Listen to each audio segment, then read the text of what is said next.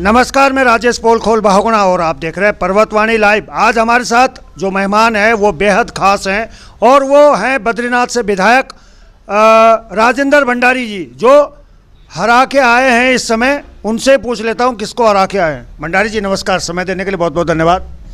मैं पहले तो आपके चैनल का बहुत धन्यवाद करता हूं। मैंने किसी को नहीं हराया, जनता ने हराया है।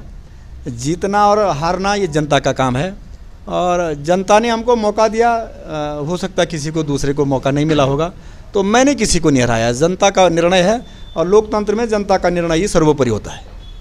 चलिए मैं बता देता हूँ, ये अपने मुखारबिंद से नहीं बता रहे, मैं बताता हूँ। महेंद्र भट्ट जी, जो बयान बहादुर भी कहे जाते हैं, मैं नहीं कह रहा हूँ, कुछ लोग कहते हैं, अभी कुछ बयान भी आए थे, उनको हरा के ये बद्रीनाथ की सीट पे कब्जा करा है। और इस समय जो कवायद चल रही है कांग्रेस में, वो कवायद चल रही है नेता प्रतिपक्ष को लेके। तो सीधे सवालों पर आता हूं मैं। राजेंद्र भंडारी जी, नेता प्रतिपक्ष की लाइन में आप भी शामिल हैं। देखिए, आज विधानमंडल दल कांग्रेस पार्टी की बैठक हुई है। बैठक में सर्वसम्मति से निर्णय लिया गया, एक लाइन का प्रस्ताव भेजा गया आदरणीय सोनिया जी को, हाईकमान को, कि जो निर्णय वो करेंगे, जिसको भी नेता विपक्ष वो घोषित करेंगे, वो सबको मान्य होगा।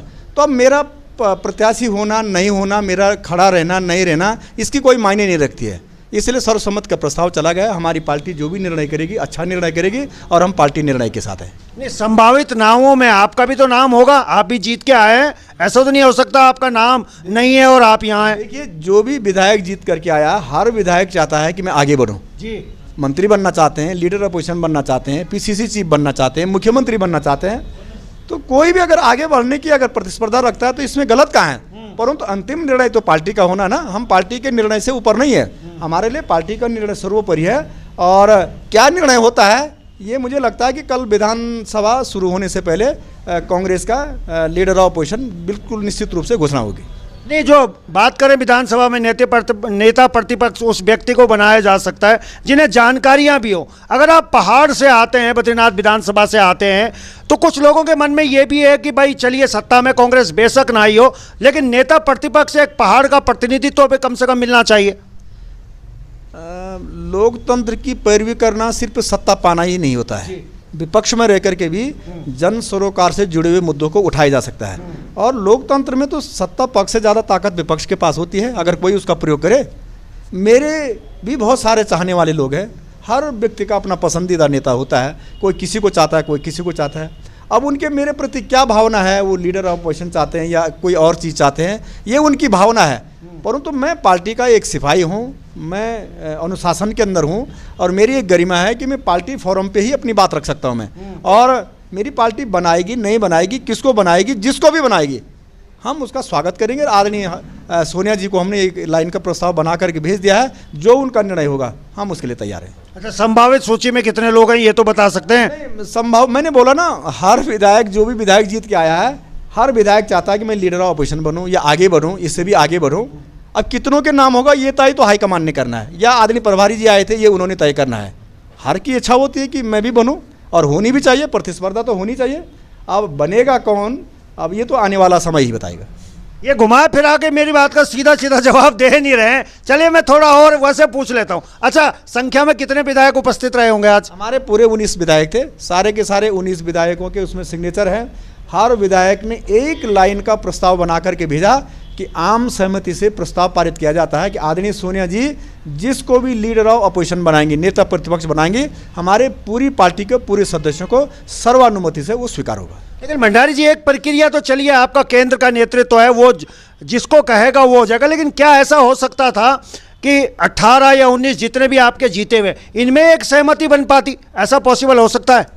नहीं, ऐसा है कि जब सारे सदस्य हमारे विधानमंडल दल के नेता बैठ करके एक लाइन के प्रस्ताव को सर्वसम्मति से कह रहे हैं कि हमारी सबकी सहमति है कि जो हमारा हाईकमान निर्णय लेगा उसमें हमारी सहमति है, तो फिर वहाँ पर वोटिंग का या बोलने का या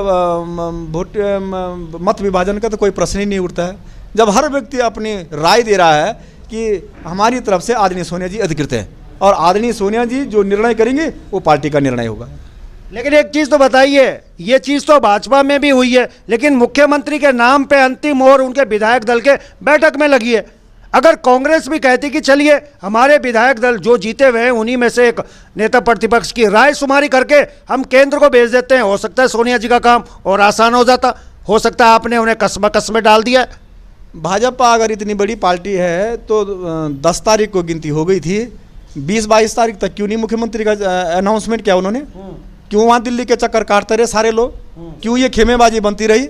अगर इतनी अनुशासन की पार्टी है तो 12-15 दिन क्यों लगा दिए? क्यों नहीं अनाउंसमेंट कराया कि मुख्यमंत्री ये होंगे? ये काय के लिए लोगों का फजीता कराया? इनके अंदर भी अंतर्द्वंद है, अंतर्कलह है, खेमेबाजियाँ हैं। वो सड़क पर नहीं आ रही, कमरे के अंदर हैं। पर जितना अंतर्द्वंद बीजेपी में, कांग्रेस में थोड़ी है। कांग्रेस में तो आंतरिक लोकतंत्र है, हर व्यक्ति अपनी बात रखता है, अपनी बात को रखने का उसको अधिकार है। और उस बात को जब वो कहता है तो मीडिया कहता है साहब यहाँ खेमेबाजी हो गई है। नहीं, मीडिया नहीं कहता भंडारी जी, खेमेबाजी मीडिया नहीं कहता। जब धुआं निकलता है तो मीडिया तो पहुंचता है, अपनी खुली आंखों से देखता है। मैं ये कह रहा हूं कि ये नल दिल्ली से ही चालू होता है, यहाँ कब नल लगेंगे? वैसे तो भाजपा ने जो लगाए थे उनमें तो पानी नहीं है। मुझे तो लगता है कि ये खेमेबाजी कराने में मीडिया का भी काफी बड़ा हाथ है। हाँ। दूरियां बढ़ाने में। अच्छा। भाई देखो, अगर कोई व्यक्ति अगर अपनी बात को रख रहा तो वो खेमेबाजी कहां से हो गई? आदमी को अपनी बात रखने का अधिकार भी तो है। किसी आदमी ने कह दिया कि तुमने मुझको हरा दिया, उसने कह दिया तुमने हरा दिया, तो ये खेमेबाजी हो गई क्या? इसको खेमेबाजी की संज्ञा थोड़ी दी जा सकती है। और बड़ी बात क्या है, कम से कम कांग्रेस में हर कार्यकर्ता को अपनी बात रखने का अधिकार तो है। बीजेपी में बोल के दिखाए जरा, वहां तो राजतंत्र शाही है, एक आदमी का डंडा चलता है, जो एक आदमी चाहेगा वही निर्णय होगा। यहाँ ऐसा नहीं है, यहाँ हर व्यक्ति को बोलने की आजादी है, हर व्यक्ति बोलता है और हर व्यक्ति की बात को सुना भी जाता है। लेकिन बोलता ये निर्णय लेने का अधिकार यहाँ भी किसी को नहीं है। निर्णय भी दिल्ली से लिए जाते हैं, उनके भी और आपके भी। चाहे आप जीत के 10 आओ या 36 आओ, निर्णय तो दिल्ली से लेने। निर्णय अगर दिल्ली से हो रहे तो हमने तो अधिकृत किया है। भाई हम अगर कहते हैं कि हम यही निर्णय करेंगे तो फिर दिल्ली क्यों जाता? पर जब हमारे सारे मेंबरों ने अपनी मर्जी से स्वीकृति दे करके ये कहा है कि हम अपना निर्णय जो है आदरणीय सोनिया जी को देते हैं, तो फिर ये थोपने की बात कहाँ रह गई है? ये तो वो मतलब आपके विधायक कितने जीत के आए?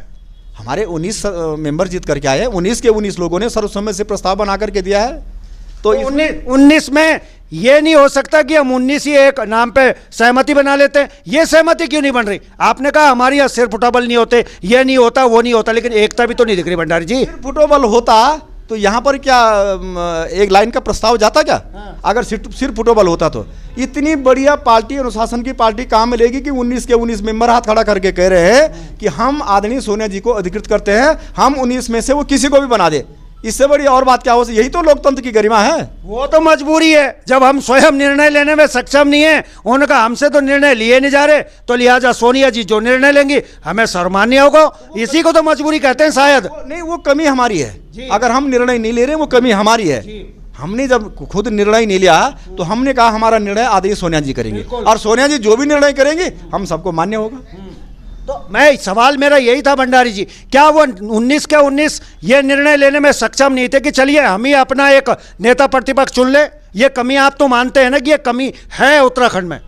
कोई कमी नहीं है। 19 में से नेता प्रतिपक्ष चुना जाना है। मैं समझता हूँ कि कल सदन शुरू होने से पहले हमारा नेता प्रतिपक्ष आ जाएगा, और इसमें कोई बातें ऊपर नीचे करने की नहीं है। एक फॉर्मेलिटी है ये। हमारे हाईकमान का भी मान रहना चाहिए। हमारे हाईकमान ही हमारा सबका नेता है, और जो उनका निर्णय होता है उसी निर्णय पे हमारी पार्टी चलती है। तो क्या दिक्कत है उसमें? हमने निर्णय किया, हमारी पार्टी ने निर्णय किया, एक ही तो बात है। हम सब ने मिल करके सामूहिक जिम्मेदारी से अपने नेता को दे दिया है कि हमारे नेता निर्णय करेंगे, तो बात खत्म हो गई। मैं तो नहीं समझता बहुत बड़ी बात है ये। नहीं, बहुत बड़ी बात तो इसलिए नहीं है क्योंकि ये राज्य बहुत छोटा सा है, या निर्णय लेने की क्षमता नेताओं में नहीं है, इसलिए निर्णय ऊपर से लिए जाते हैं। ये दोनों राष्ट्रीय दलों का है।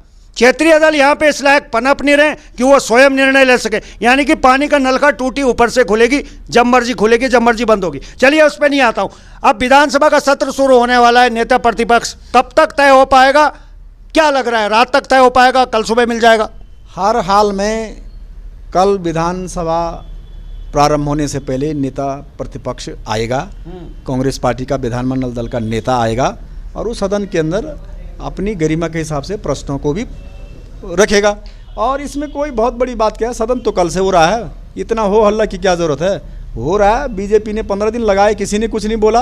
अब आज हमारी मीटिंग हो गई, कल मैं समझता हूँ 12 घंटे के अंदर हमारा निर्णय होने वाला है। इतनी जल्दी निर्णय तो कोई कर भी नहीं पाता है। तो हर हाल में कल विधानसभा शुरू होने से पहले नेता प्रतिपक्ष का चुनाव होगा। चलिए अंतिम सवाल, नेता प्रतिपक्ष के लिए आपने कितनी तैयारी कर रखी है अपनी? नहीं, तैयारी क्या करनी है? बाई चांस नाम आ जाए तो तैयारी भी तो रखनी पड़ेगी। देखिए वो कुर्सी, वो पद, वो जिम्मेदारी जब कोई भी व्यक्ति बनता है तो उसको सारी जिम्मेदारियों का एहसास करा देती है। कोई माँ के पेट से सीख के नहीं आता है, हर व्यक्ति इसी समाज में सीखता है और वो व्यक्ति उस कुर्सी पे बैठ करके उस सारी चीज़ों को अपने आप समझता है, उसे क्या करना है, क्या नहीं करना है, क्या अच्छा है, क्या बुरा है, कौन निर्णय करना है, कौन नहीं करना है। तो मैं समझता हूँ कुर्सी आदमी को सब कुछ सिखाती है। और जो नहीं सीखने वाले होते हैं वो कितने भी साल रह जाए वो नहीं सीखेंगे, परंतु जिनको सीखने की लालसा है, जो काम करने वाले लोग हैं, वो पद, वो कुर्सी उस व्यक्ति को उस चीज़ का एहसास जरूर करा देते हैं। नहीं, वो नहीं सीखने वालों की सारा किस तरफ कर रहे हैं आप सारा? नहीं, बहुत सारे लोग रहे, बहुत सारे लोगों को पद ठीक से